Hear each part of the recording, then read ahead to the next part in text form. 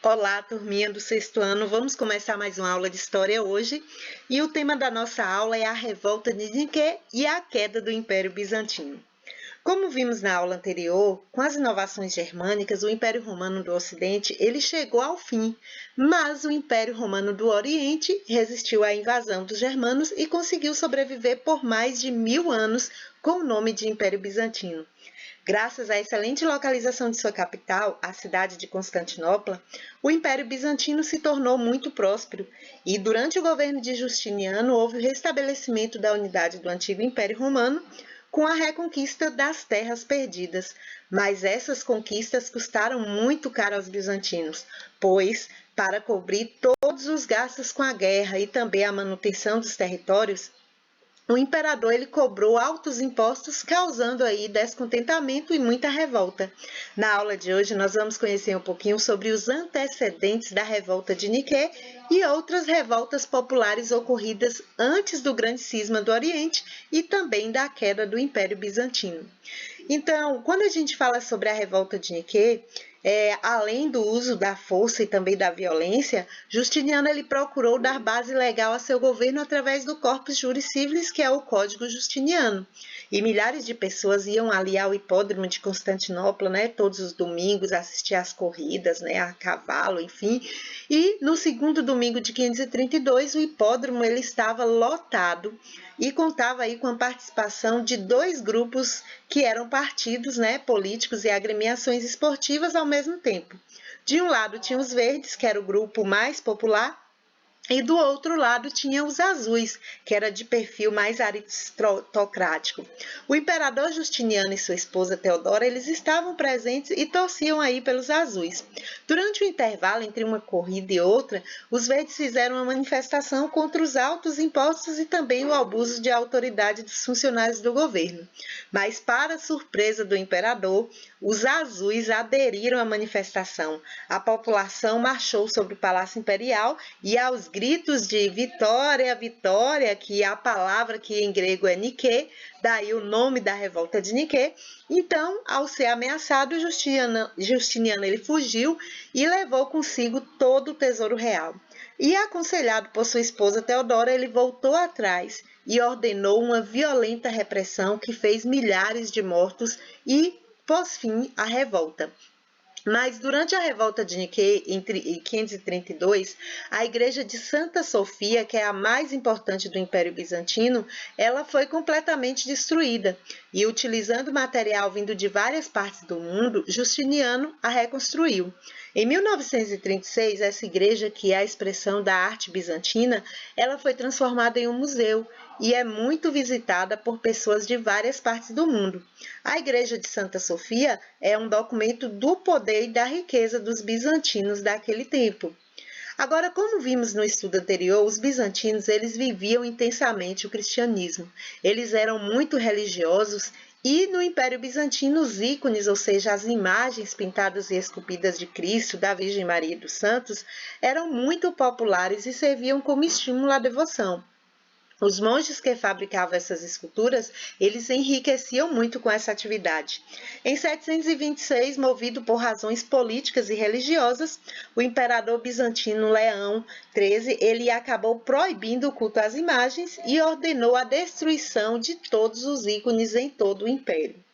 Quando as imagens começaram a ser destruídas pelos iconoclatas, que eram ali pessoas contrárias, né, à veneração dos ícones, populares acabaram reagindo de forma muito violenta e em vários pontos do império explodiram revoltas, muitas lideradas por monges e também interessadas em derrubar o governo imperial. Assim, o imperador reprimiu duramente essas revoltas.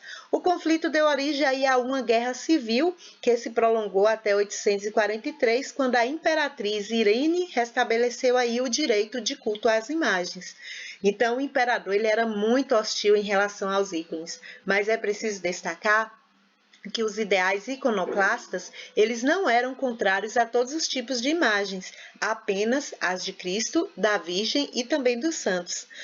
Muitas dessas imagens, elas foram substituídas por motivos florais, e ou de animais.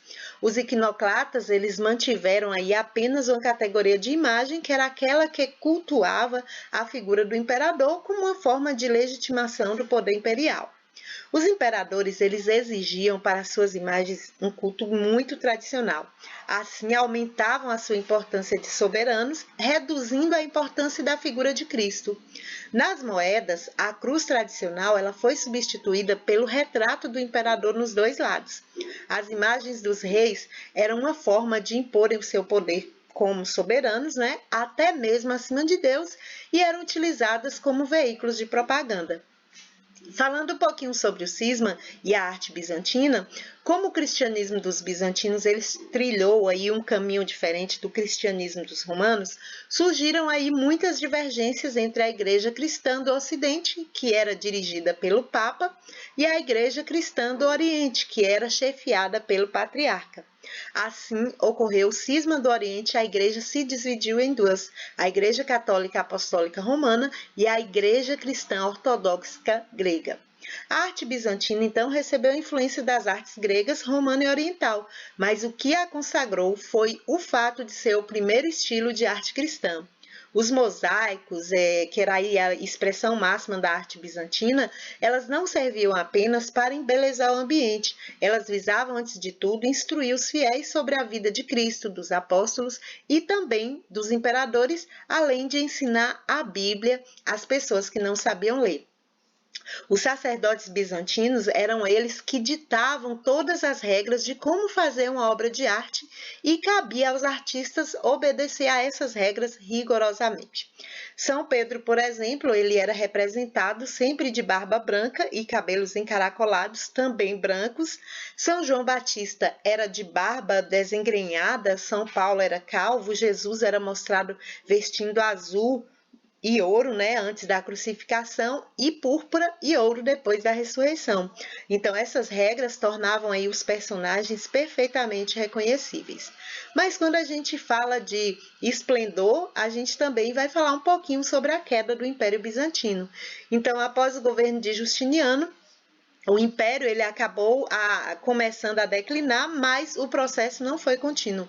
Entre os séculos 9 e 11, o império viveu um período de grande prosperidade, ou seja, reconquistou as terras que havia perdido para os árabes, retomou o controle sobre o mar Mediterrâneo e também sua economia voltou a crescer.